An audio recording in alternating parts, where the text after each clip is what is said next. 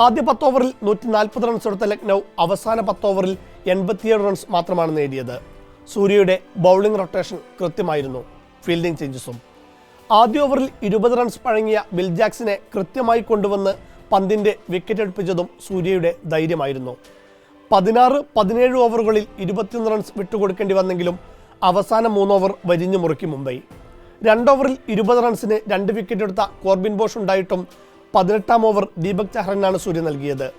2 ഓവറിൽ 28 റൺസ് വഴങ്ങിയ ചഹർ അടുത്ത 2 ഓവറിൽ 15 റൺസ് മാത്രമാണ് വിട്ടുകൊടുത്തത്.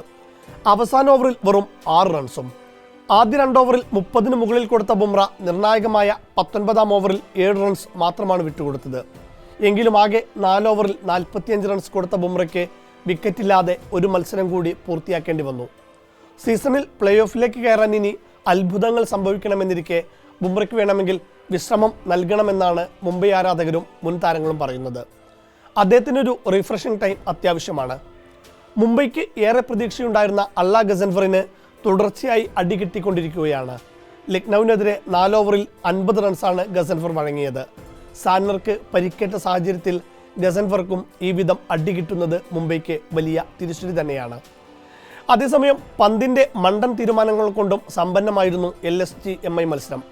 3 ഓവറിൽ 24 റൺസ് മാത്രം വഴങ്ങി യോർക്കർ കൊണ്ട് പലപ്പോഴും രോഹിത്തിനെ കുഴപ്പിച്ച പ്രിൻസ് യാദവിന് കോട്ട പൂർത്തിയാക്കാൻ അനുവദിക്കാതെ ആവേശ് ഖാനെ നേരത്തെ ഓവർ നൽകിയ തീരുമാനവും ചോദ്യം ചെയ്യപ്പെടുകയാണ്. നാമന്തിർ അവിടെ മികച്ച ടച്ചിലാണെന്നിരിക്കെ 20-ാം ഓവറിലേക്ക് പ്രിൻസിനെ മാറ്റിവെച്ചത് മണ്ടൻ തീരുമാനമാണ്. ഫോമിലുള്ള ദിഗ്വേഷ് റാത്തിയെ ഇറക്കാതിരുന്നതും ചോദ്യം ചെയ്യപ്പെടുകയാണ്. ബാറ്റിങ്ങിലാണെങ്കിൽ ഒരിക്കൽ കൂടി ഋഷഭ് പന്ത് നിരാശപ്പെടുത്തുകയാണ്. മൊത്തത്തിൽ ജയിക്കണമെന്നൊരു ആവേശം ഒട്ടുമില്ലാത്ത പോലെയാണ് ലക്നൗ കളിക്കുന്നത്.